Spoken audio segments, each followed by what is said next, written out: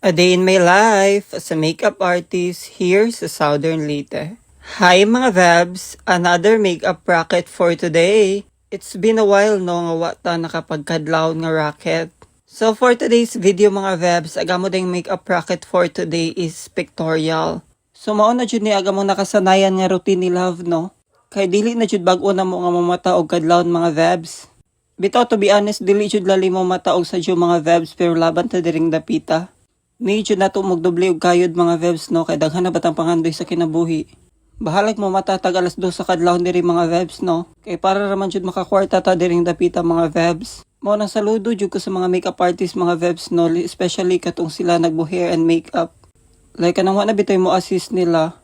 Kay grabe ba jud kalisod mga Vebs, especially ikaw ra. Kay ako to be honest mga Vebs, struggle man gani gihapon mi ni Love sa kami ng duha. Pero laban na jud ta diri mga Vebs no, never jud ta mo give up mga Vebs. Especially opportunity na jud ang musod na to mga Vebs no. Di jud dapat mo balibad uy. Kini dehong client today mga Vebs is elementary graduating. Sumayo man ni sila mga Vebs no kay naka-experience og pictorial. Comment down below sa mga naka-relate na wa naka-pictorial because of the pandemic. May man mo mga Vebs. Kami ini mo ra jud migwa ng graduate kay way remembrance. Bitaw kini mo client today mga Vebs is very approachable ro jud ni siya. Mo jud ni siya labad nga client mga Veb kay ni go ro jud siya mga Vebs. Like wa na jud daghang chika ba. Bitaw diri day mga Vebs is nag-start na dayon gumi makeup.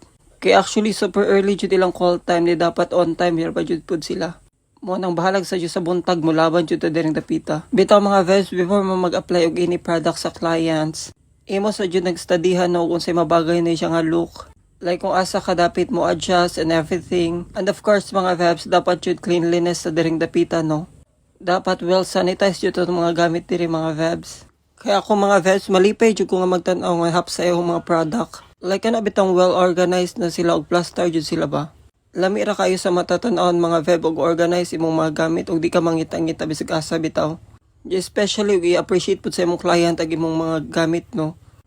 Mo nang laban jud ta diring dapita mga Vebs. Kay mo ba dyan nagihatag sa Ginoo nga talent na to mga Vebs. Aton dyan yung dawaton og panggaon nino. Dyan need po na to og taas pasensya mga Vebs na especially kay dili patanan pareha ang atong client. Kay syempre maka-inquire mo dyan tag mga attitude nga client no mo nakita dyan mo adjust mga Vebs. Kay lahi-lahi dyan mga clients mga Vebs, dili dyan pareha sila og mga batasan.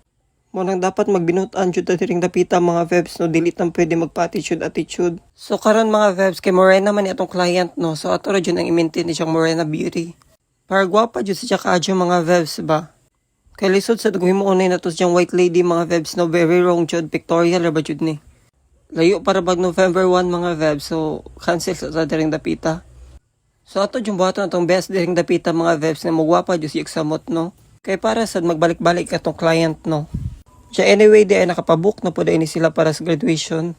So kaibaw na jud mo mga Vebs, nagiganahan sila silang makeup, diba? To be honest mga Vebs, sa una pa jud ko nag-makeup like grade 6. Like imagine before mga Vebs, agaw yung gamiton nga mga product no, kay kanang gipalitan no gilid. Diyan naka-remember pa jud ko mga Vebs, like lipstick, himo unang eyeshadow and brush on, diyan lipstick pa jud, so unsaon na jud no. So medyo dugay-dugay na jud akong experience sa mga makeup mga Vebs no.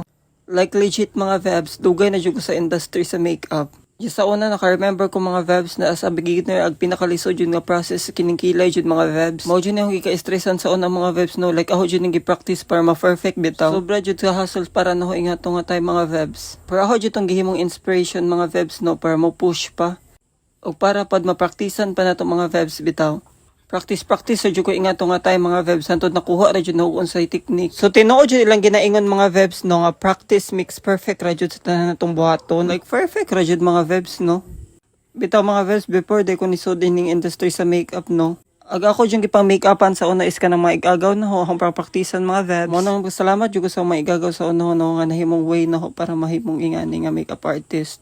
Dili jud ta ko mo dream og high dito ninyo. Mo na sa mga future clients mga Vebs no, ninyo ati mo ninyo makeup artist mga Vebs. Kay andam jud mi magpaka-made para ninyo mga Veb. Diya dili jud mo bud ma-disappoint mga Veb kay buhaton man jud na mo among 100% para ninyo. Bitaw na sobraan na pog chika yung makeup artist for today's video mga Vebs no. Pero as you can see mga Vebs, happy na din may mahuman ni Love. Actually agi-book da ni Madam is makeup lang. Pero gitarong-tarong gihapon ni Love dirang dapita ag hair ni dyan, no? Kaya lagi para bongga po di siyang atake mga Vebs. Anak lang good. Bitaw mo din siyang final look mga Vebs. O diba Vebs, super fresh yung atake ni siya for today's vlog. Like tanawa raman siyang makeup mga Vebs no, lakas maka sweet girl na jud ang atake.